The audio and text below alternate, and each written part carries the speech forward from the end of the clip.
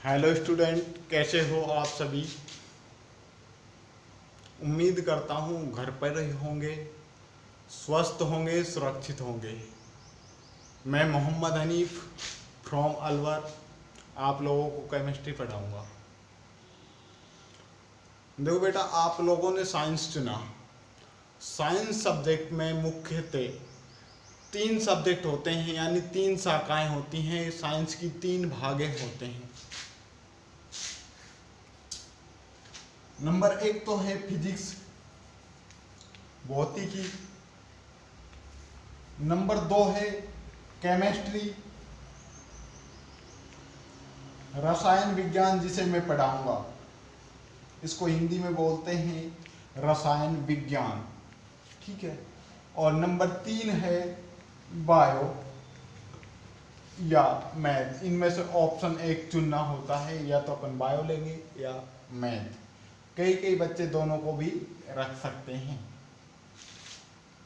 तो साइंस का अपन ने मैंने बताया कितने पार्ट होते हैं, 3 पार्ट होते हैं, फिजिक्स, केमिस्ट्री और बायो मैथ में से एक होता है।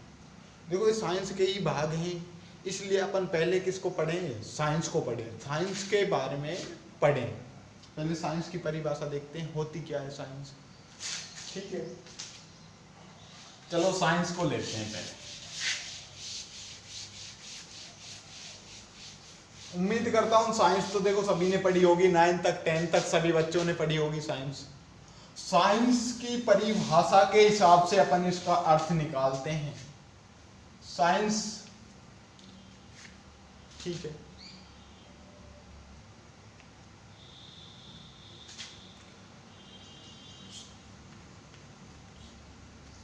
साइंस क्या होती है? साइंस प्रकृति में होने वाली घटनाओं का, हमारी प्रकृति है जो हमारे पास चारों ओर का वातावरण है, उसकी बात की जाए तो उसमें होने वाली घटनाओं का प्रायोगिक सत्यापन क्रमबद्ध तरीके से करना क्या कहलाता है? रसायन विज्ञान, साइंस कहलाता है, विज्ञान कहलाता है। क्या कहेंगे? प्रकृति कहें या अपन कहें वातावरण। प्रकृति में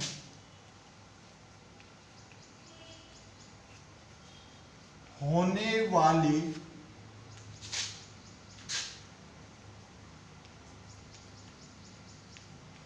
वाली घटनाओं का क्रमबद्ध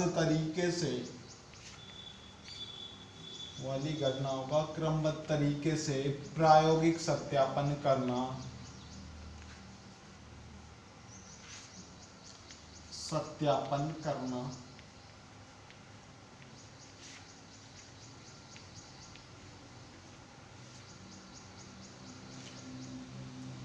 विज्ञान कहलाता है। क्या कहलाता है? विज्ञान कहलाता है। देखो, प्राकृतिक ले अपने आसपास का वातावरण, अपने आसपास के वातावरण में आए दिन घटनाएं घटती होती हैं। दैनिक जीवन में घटनाएं चलती रहती हैं। ये घटनाएं अपने दैनिक जीवन का अहम हिस्सा है। जैसे घटनाओं के तौर पर अब सामान्य सी बात की जाए, इस टाइम बारिश का मौसम चल रहा है, मानसून का मौसम है, तो बारिश होगी। अपने आसपास ये घटना हो रही है ना कि अब बारिश हो सकती है, अभी नहीं। घटना कभी भी, बारिश वाली घटना कभी भी घट सकती है। अब सब कुछ खुला हुआ है, 1 घंटे बाद पता लगा मौसम बदल गया और बारिश होने लगी, और बारिश इतनी तेज हुई, मूसलाधार होने लग गई, एक घटना घट गई, बाढ़ आ गई, त्रासदी हो गई। एक घटना ही घटी ना। ये घटना क्यों हो रही है? इसी तरीके से अपन दूसरा देखें, सामान्य तौर पर पहले भी पढ़ा होगा आप लोगों ने, बॉल हुआ, पत्थर हुआ, अपन ने उसको उछाला, ऊपर फेंका, किसी के मारा, वो वापसी क्या है? पृथ्वी पर ही आता है। किस पर आता है? पृथ्वी की सतह पर ही आता है। ऐसा क्यों? इसी तरीके से अपन देखें, पेड़ पौधों में लगने वाले जितने भी फल होते हैं वो ऊपर से गिरेंगे, नीचे ही क्यों आए? साइंस इसी चीज के लिए जानी जाती है कि वो इस डिपेंड कर, क्यों साइंस में क्यों जरूरी है कि मान लो ये फल है, ये ऊपर से नीचे ही क्यों आए? बारिश है, बूंदें ऊपर से नीचे ही क्यों आई? इतने आकार में ही क्यों आई? ये घटनाएं अपने पास और होने वाली घटनाएं। अपन देखते हैं बर्फ को, उसको हल्की सी धूप में रखा, हल्के से बाहर निकाला, पिघलने लग जाती है। लोहा क्यों नहीं पिघलता? ये सारी जो अपने आसपास जो अपन घटनाएं देखते हैं, लोहा है बहुत जल्दी गर्म हो जाता है, लेकिन आप एक पत्थर को गर्म करने लगोगे तो उसमें काफी समय लग जाता है। कारण क्यों है? ऐसा क्यों हो रहा है?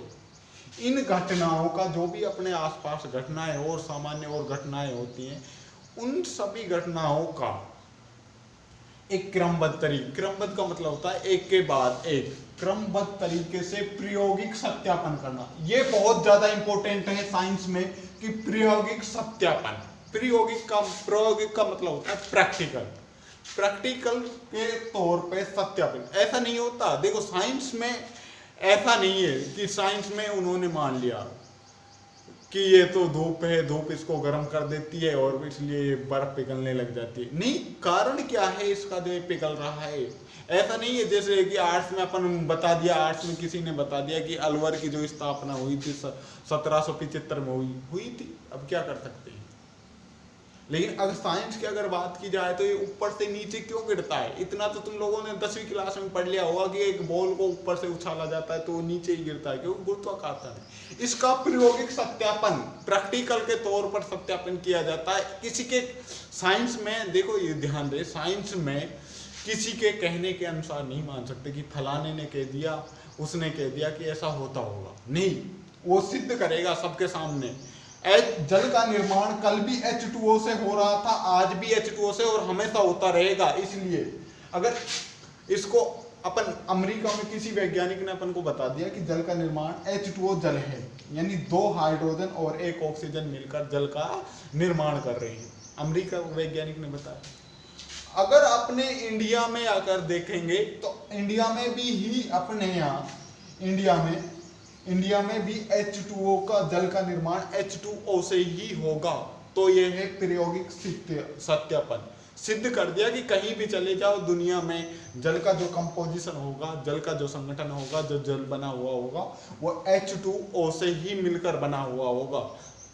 अब ये अपने अमेरिका वालों ने देखा H2O के रूप में, अपने इंडिया वालों ने देखा, इन्हें भी देखा कि जल H2O के रूप में। तो ये सिद्ध हो गया कि कहीं भी जाके चले जाओ, जल का जो संगठन होगा वो H2O के रूप में होगा। तो इसको बोलते हैं प्रायोगिक सिद्धांत। एक लैब होती है, एक शाखाएं होती है, 11वीं क्लास 12वीं क्लास में आप लोगों को साइंस में एक अलग लैब हो जाती है। उस लैब में इनका निर्धारण किया जाता है कि ये इससे ही मिलकर बना होता है। प्रायोगिक सत्यापित करेंगे अपन, ध्यान दें, साइंस में मान नहीं सकते कि ऐसे लेखों में मिला या ऐसे वहां शिलालेख में लिखा हुआ मिला, नहीं, निर्धारित था।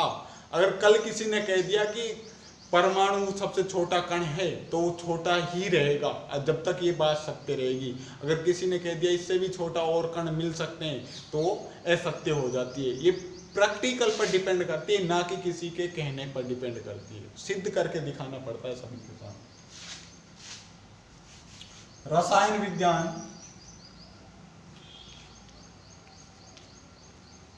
रसायन विज्ञान या अपन जिसको कह रहे थे केमिस्ट्री, CHEMISTRY, केमिस्ट्री, ठीक है, रसायन विज्ञान, केमिस्ट्री। केमिस्ट्री की सबसे बड़ी बात की जाए सबसे पहले उत्पत्ति की, तो केमिस्ट्री की उत्पत्ति, जो केमिस्ट्री की जो उत्पत्ति है वो मिस्र से मानी जाती है। मिस्र में एक शब्द था कीमिया, कीमिया, कीमिया, उससे केमिस्ट्री की उत्पत्ति मानी जाती है, जिसका अर्थ होता है काला रंग। क्या होगा? काला रंग। ध्यान रहे, केमिस्ट्री की जो उत्पत्ति होगी वो होगी मिस्र से, मिस्र के कीमिया शब्द से, जिसका अर्थ होता है काला रंग। तो अपन क्या लिखेंगे उत्पत्ति में कि केमिस्ट्री की उत्पत्ति मिस्र के कीमिया शब्द से हुई है, जिसका अर्थ काला रंग होता है। मैं लिख देता हूं, आप इसको इसी तरीके से नोट करें।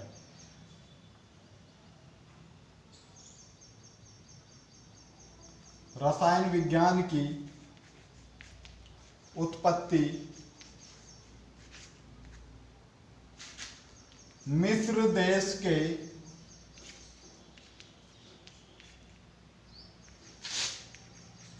कीमिया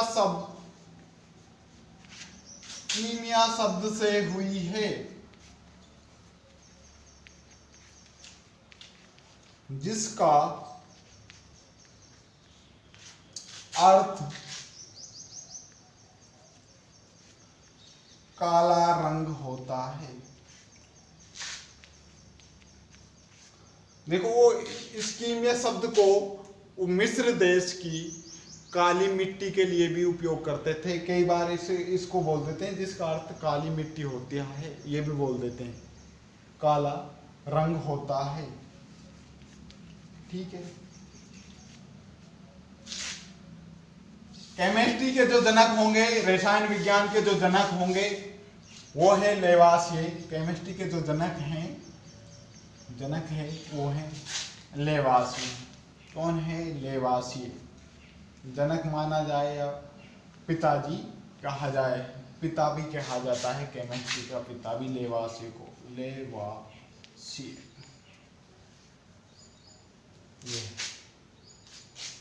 तो ये थी विदेश की बात। अब अपने भारत की अगर बात की जाए तो भारत में जो केमिस्ट्री का जनक होगा,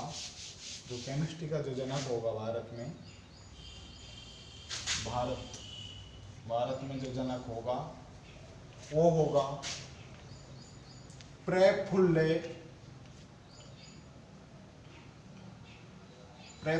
राय। क्या होगा? प्रफुल्ल राय, जिन्होंने अपनी बुक लिखी थी एक 1901,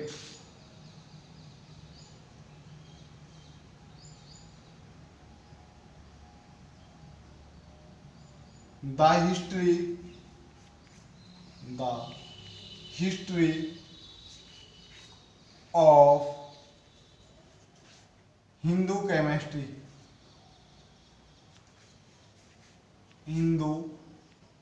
केमिस्ट्री नामक बुक में लिखी थी। आज अपन ने क्या क्या पढ़ा? इस रसायन विज्ञान के उत्पत्ति के बारे में पढ़ा, जनक के बारे में पढ़ा, भारतीय जनक के बारे में पढ़ा। ये थोड़ा सा एक इंट्रोडक्शन था। रसायन केमिस्ट्री जो रसायन विज्ञान है उसके बारे में थोड़ा सा इंट्रोडक्शन था। इसके बाद जो इसकी परिभाषाएं, फिर इसके परिभाषा, इसका वर्गीकरण, कितने प्रकार की केमिस्ट्री होती है, केमिस्ट्री का क्या उपयोग होगा, ये अपन नेक्स्ट वीडियो में पढ़ेंगे।